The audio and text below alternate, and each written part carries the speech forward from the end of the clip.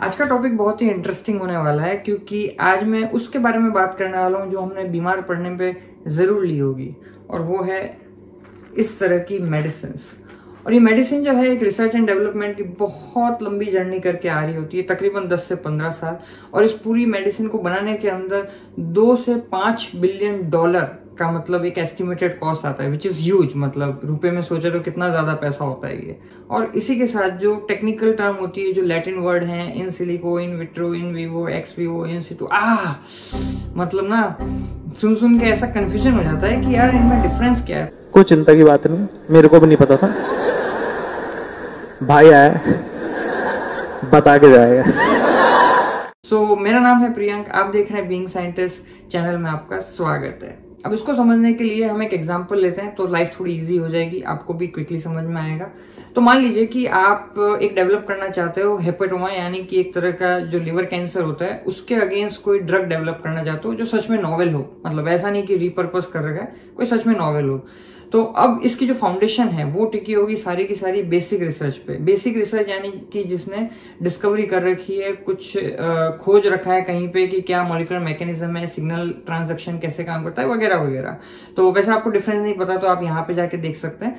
तो अब ये जो बेसिक रिसर्च जो पबमेड पे जो दुनिया के अलग अलग पार्ट में साइंटिस्ट ने कर रखी होगी कि भाई ये तरीके से इस मैकेनिज्म से ये कैंसर इस तरह से डिफरेंट है, वगैरह वगैरह।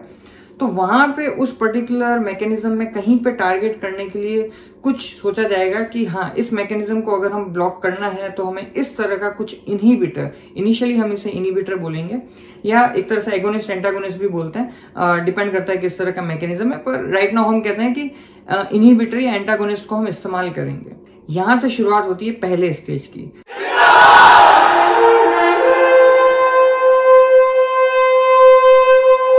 जो प्राइमरी लेवल ऑफ स्टडी है वो होती है कि इन सिलिको मतलब सिलिको आया है वर्ड सिलिका से, क्योंकि हम जानते हैं कंप्यूटर के अंदर जो भी होता है वो सेमीकंडक्टर से बना होता है, तो वहां से वर्ड है। तो इन सिलिको ये हो गया हमारा फर्स्ट लेवल ऑफ इन्वेस्टिगेशन।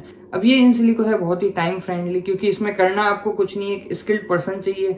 वो उनके जो है जगह जगह पे देखते रहेगा कि अगर इस एटम को अगर हमने चेंज कर दिया, इस मॉलिक्यूल को चेंज कर दिया, तो बेसिकली लेट्स से एंथैल्पी में क्या डिफरेंस आ रहा है, एंट्रोपी में क्या डिफरेंस आ रहा है, बाइंडिंग कोएफिशिएंट कैसे बदल रहा है, डिसोसिएशन रेट कैसा हो रहा है, वगैरह वगैरह। दुनिया भर के वो इस तरह का डेटा जनरेट करता रहेगा और वो एक तरह से सारा कंप्यूटराइज हो रहा है। तो एक प्रिडिक्शन आती रहेगी कि basically out of so many, यानी कि तकरीबन 8-10 हजार हमने जो इनहिबिटर सोचे हैं नॉवेल तरीके के, तो उसमें से अच्छे से डॉकिंग करके और फिर फाइनली इनमें से कौन सा जो है वो मोस्ट सुटेबल लग रहा है, तो वो वहां से मतलब इतने बड़े पूल में से कुछ इसमें से चंद जो है इनहिबिटर निकाले जा सकते हैं। अब यहाँ मतलब 8-10 हजार के पूल में से हजारे कुछ ऐसे मॉलिक्यूल, ऐसे इनहिबिटर्स निकल के आएंगे जिनको हम सेकंड लेवल ऑफ स्टडी करेंगे, जिसे हम बोलते हैं इन विट्रो। इन विट्रो मतलब कि anything which happens in the plastic in the test tube, यानी कि जो within the control environment हो रहा होता है, तो इसमें हमारा काफी ज्यादा कंट्रोल होता है और ये रिलेटिवली इन सिलिको से ज्यादा टाइम टेकिंग होगा, ज्यादा जो है कॉस्टली होगा,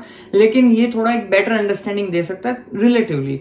तो यहाँ पे हम एंट्री करते हैं और लेट्स से कि अब हम उसे एक सेल कल्चर करते हैं, जो कि आपको पता ही होगा कि मतलब डिशेस के अंदर होता है, तो एक कंट्रोल एनवायरनमेंट के अंदर हुआ और वहां पे हमने मान लीजिए हमने एक पर्टिकुलर सेल लाइन ली और उस सेल लाइन के अंदर हमने कोशिश की ये देखने की कि वो बेसिकली इनहिबिटर्स जो हैं वो कितना अच्छा परफॉर्म कर रहे हैं। तो लेट्स से उनमें से हमने 1000 मॉलिक्यूल्स को अगर हमने स्क्रीन किया कि वो कैसा परफॉर्म कर रहे हैं, उसमें से अब मान लीजिए कि अब उसमें स्क्रीनिंग करके जो इफेक्टिव वहां पे जब हम देखेंगे कि किसकी कितनी बाइंडिंग कोएफिशिएंट है, किसका कितना एसोसिएशन हो रहा है, डिसोसिएशन हो रहा है, तमाम तरह के पैरामीटर फिर से हम जब वापस से चेक करेंगे बायोकेमिकल तरीके से, मॉलिक्यूलर तरीके से, तो अब यहाँ पे हो सकता है कि 1000 में से हमें कुछ 400-500 ही मॉलिक्यूल लगे जिनके साथ हमें आगे बढ़ना चाहिए। अब यहाँ से स्टार्ट होता है नेक्स्ट राउंड, जो कि हो सकता है ऑप्शनल है वैसे, कि एक्स विवो किया जाए। एक्स विवो का क्या मतलब है कि मान लीजिए किसी का जो लिवर कैंसर था, किसी को हेपेटोमा था, तो उसका कुछ पर्टिकुलर आपने ऑर्गन का कुछ पार्ट निकाला और उसको जितना ज्यादा हो सके एक एनवायरमेंटली आपने उसको शॉक ना दिया, बल्कि जितना अच्छा हो सके नेचुरल एनवायरनमेंट देने की कोशिश की और आपने उन जो 400-500 आपके इनहिबिटर थे वैसा था, आपने उसको ट्राई करने की कोशिश की कि वो कैसा अब एक्चुअल में जब हम एक तरह से लिविंग ऑर्गेनिज्म से निकाला हुआ लिविंग टिश्यू अगर हम काम कर रहे हैं तो उस पर वो कैसा परफॉर्म कर रहा है, और उस पर फिर आप फिर से वही सारी स्टडी करते हैं, फिर से वही सारे पैरामीटर्स अलग अलग तरह के आप चेक करते हैं और समझना चाहते हैं कि कौन सा अच्छा परफॉर्म कर रहा है। इसी के अलावा इसी से लगते लगते एक और जो है पैरामीटर मैं डिस्कस कर लेता हूँ which leads me to the fourth stage of the investigation, और वो हो सकती है इन सीटू। इन सीटू का मतलब क्या है? सीटू से आप समझ सकते हैं कि सिचुएशन, राइट, यानी कि उसको उस सिचुएशन में, उस पोजीशन में, उस लोकेशन पे रखते हुए हम एनालिसिस करें। यानी कि यहाँ पे हमने लेट्स से कि लिवर बाहर नहीं निकाला एक्स वीवो में जैसे हम कर रहे थे, लिविंग ऑर्गेनिज्म से ही हम एक ऑर्गन बाहर निकाल के, टिश्यू बाहर निकाल के चेक कर रहे थे। यहाँ पे हमने वो नहीं किया, बल्कि हमने इन सीटू किया, यानी कि उसकी जो सिचुएशन है लिवर की, उसको वहीं पे रखा और फिर उसको हमने जो हमारे पोटेंशियल टारगेट थे, वो मतलब ऑब्वियसली ह्यूमन पे तो नहीं हो रहा होगा, वो किसी माइस या किसी एनिमल मॉडल पे, तो वहां पे हमने क्या किया कि उसके अंदर लेट्स से इंट्रावेनसली कुछ ऐसा इंजेक्ट किया उन सारे मॉलिक्यूल्स को जो कि सीधा आपको पता है कि वहीं पर ही जाएंगे, उसी सीधा लीवर से कनेक्टेड है। तो ये हो गया इन सीटू स्टडी, यानी कि उस सिचुएशन में रहते हुए उस पर्टिकुलर लोकेशन को बिना डिस्टर्ब किए नेटिव कंडीशन से आप सीधा सीधा उसके अंदर अपने मॉलिक्यूल्स ऑफ इंटरेस्ट आप घुसेड़ के देखना चाह रहे हो कि एक्चुअल में अगर जब हमने वो इनहिबिटर डाले या मॉलिक्यूल्स डाले तो वो कितना अच्छे से कैंसर को इनहिबिट कर रहे हैं। तो ऐसे मान लीजिए आपके पास में 300-400 से शुरू किया था, तो खत्म करते करते लेट्स से आपके पास में 100-125 के अराउंड जो है मॉलिक्यूल निकल के आएंगे। बाकी आप एलिमिनेट कर देंगे कि लेट्स से माइस अच्छा परफॉर्म नहीं कर रहा है, या फिर लेट्स से उसके अंदर कुछ और तरह के रेपरकशन आ गए, या इनइफेक्टिव है, व्हाटएवर, इस तरह से। तो ये हो गया आपकी इन सीटू स्टडी। एंड फिर उसके बाद में फाइनल एंड फिफ्थ स्टेज पे जब हम मूव करते हैं, that is called in vivo study. Vivo मतलब होता है लिविंग, जैसे कि हमने एक्स वीवो में देखा कि लिविंग के बाहर, तो अब हो गया इन वीवो, यानी लिविंग ऑर्गेनिज्म के अंदर। अब ये लिविंग ऑर्गेनिज्म बहुत सारे हैं, एक बैक्टीरिया से लेके ह्यूमन तक हम बात करें तो इस पूरे क्लासिफिकेशन में सारे लिविंग ऑर्गेनिज्म हैं। तो अब हमारा इंटरेस्ट यहाँ पे, चूंकि अगर डेवलप करने का है ड्रग वो इंसानों के लिए है, तो हम माइस हो गया, जो है मंकीज हो गए, हम इन पे पहले टेस्ट कर रहे होंगे। और ये इस पूरे के पूरे इस फेज को क्लिनिकल ट्रायल बोला जाता है। Pre clinical study, clinical phase trial 1, 2, 3 ऐसे बहुत सारे होते हैं। मैं फिर से डिटेल में आपको बात नहीं करूंगा कि कैसे जो है वो स्क्रीन हो रहे होते हैं इसकी डिटेल में, क्योंकि मैंने बात यहाँ पे कोविड के टाइम पे की थी। तो आई थिंक आपको ये जाके देखना चाहिए, आपको समझ में आएगा कि कितने सारे वो चेक्स होते हैं, चेक पॉइंट होते हैं सेफ्टी के लेवल पे, एफिकेसी के लेवल पे, वगैरह वगैरह। ऐसे बहुत सारे पैरामीटर्स और बहुत सालों तक की स्टडी होती है। मान के चलिए कि 5-1 साल तक, मतलब 4 से 5 साल केवल क्लिनिकल स्टडी में लगता है। उसके बाद जाके फिर कहीं जाके जो है उनमें से ये एफडीए का है कि भाई हार्डली जो सक्सेस रेट है वो आई थिंक 5 से 10% के अराउंड है, यानी कि वो जो 100 मॉलिक्यूल आप ट्राई कर रहे थे उसमें से हार्डली 5 या 10 ऐसे होंगे जो कि थोड़ा ठीक ठाक आपको रेस्पॉन्स दे रहे होंगे। You also are like the coil birds. और ये वो अंडे जिनको धक्का मार के तुम लोग आईसीयू में पहुंचे। जहां हम इन सिलिको पे थे तो यहाँ पे हमारा कंट्रोल सबसे ज्यादा था, और जब हम क्लिनिकल ट्रायल में थे, क्योंकि बहुत ही ह्यूमंस के साथ हो रहा है तो बहुत ही कॉम्प्लेक्स फिनोमिनन है, तो यहाँ पे हमारा एक तरह से कंट्रोल काफी कम होता है, इसलिए फेलियर के चांसेस काफी ज्यादा भी यहाँ पे होते हैं। इसमें टाइम भी बहुत लगता है, इसमें पैसा भी बहुत लगता है, इसमें मैन पावर भी बहुत लगती है। लेकिन यहाँ पे जैसा आप देख सकते हैं इन सिलिको के अंदर मतलब टाइम, पैसा बहुत ही नेग्लिजिबल है और एनर्जी भी बहुत नेग्लिजिबल है। और जैसा मैंने एक सीक्वेंस की बात की है, जरूरी नहीं है कि हर कंपनी उसे ऐसे ही फॉलो कर रही हो। कई बार डिपेंड करता है कि किस लेवल की स्टडी हो रखी है, तो वो बीच से भी उठा सकती है। लेट्स से सीधा इन विट्रो से शुरू कर सकती है, लेट्स से वो किसी स्टेप को स्किप भी कर सकती है। फॉर एग्जांपल हो सकता है कि वो इन सीटू स्टडी करे ही ना, या एक्स वीवो स्टडी करे ही ना, सीधा क्लिनिकल ट्रायल पे जा रहे हो। लेकिन कुछ चीजें तो होती है, जैसे कि इन विट्रो और इन वीवो स्टडी तो मतलब बिना उसके काम हो ही नहीं सकता, तो वो तो है ही है। बाकी हो सकता है कि मतलब टाइम ड्यूरेशन भी कम हो या फिर बिल्कुल ही एलिमिनेट कर दिया जाए। So it really depends. और sometimes sequence also changes. Sometimes let's say पहले एक्स वीवो स्टडी किया और फिर उसके बाद में इन विट्रो में गए, तो थोड़ा सा इसमें भी चेंज आ सकता है। बट जो फाइनल फेज होता है वो क्लिनिकल ट्रायल ही होता है।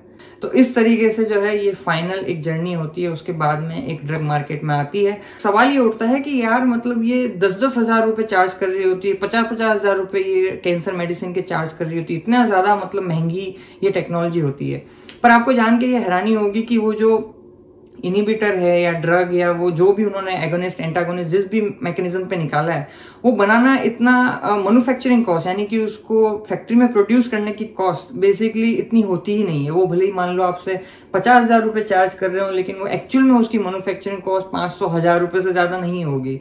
तो अब आप कहेंगे अरे ये तो खतरनाक स्कैम है, मतलब 500,000 रुपए की चीज जो है हमको 50,000 में बेची जा रही है, 40,000 में बेची जा रही है, ह्यूमैनिटी का फायदा उठाया जा रहा है कि भाई मतलब हमारी मजबूरी है कैंसर से लड़ना, तो ये किसी भी मनमाने प्राइस पे बेच रही है। वो एक तरफा उनका ठीक है कि वो हाँ ओवर प्राइस हो रहा है, लेकिन हमें ये भी समझना होता है कि उस पर्टिकुलर कंपनी ने अपने 10 से 15 साल लगाए हैं उस इन्वेस्टिगेशन में, उसके लिए उसने तमाम तरह के मैन पावर को हायर किया होगा, 10,000 8,000 मॉलिक्यूल्स के साथ उसने काम किया, उसमें उसने इतनी स्क्रीनिंग की है, इतने सारे लोगों को लगाया, इतने सारे एनर्जी रिएजेंट, इतना टाइम, वो सब जो रिसर्च का जो पैसा है वो पैसा कहाँ से आएगा? वो जब आप लोग जब ड्रग खरीदेंगे ऐसे बहुत सारे, तो उसमें जो वो प्रॉफिट जुड़ा है तो वो प्रॉफिट उसी से निकल के आएगा जो कि उन्होंने इतना सारा यहाँ पे पैसा लगाया था अपने इन्वेस्टिगेशन में शुरुआती सालों में, ये सोच के कि एक दिन हमारी ड्रग मार्केट में आएगी और उससे हम वापस से वो सारा पैसा रिकवर कर लेंगे और प्रॉफिटेबल होंगे।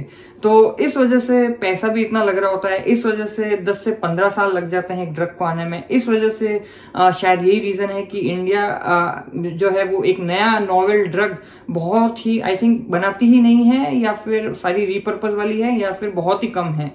क्योंकि आपको समझ में आ रहा होगा कि ये बहुत ही पेशेंस का काम भी है, बहुत ही स्किल वर्कफोर्स का काम भी है और बहुत ही पैसे वाला काम भी है, जो कि शायद इंडिया में कहीं न कहीं, और विल पावर तो चाहिए, either of them if it is lacking in the company तो प्रोबेबली वो बाहर नहीं आ सकती। और इस वजह से मतलब इंडिया का एक इन्वेस्टिगेटिव न्यू ड्रग में हम बात करें तो मतलब नाम नहीं आता ज्यादा अनफॉर्चुनेटली। और जबकि जो बाहर के जो अमेरिकन कंपनीज हैं या यूरोपियन कुछ कंपनीज हैं उनका नाम आप अक्सर सुनने को देखते हो।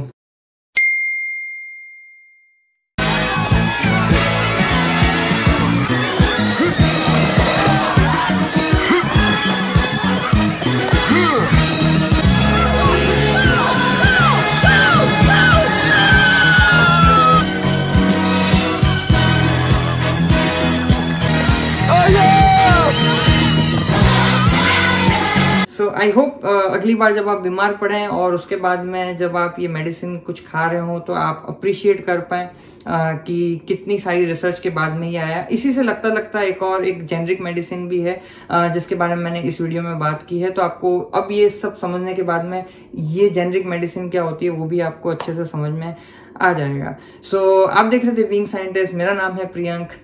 जय विज्ञान।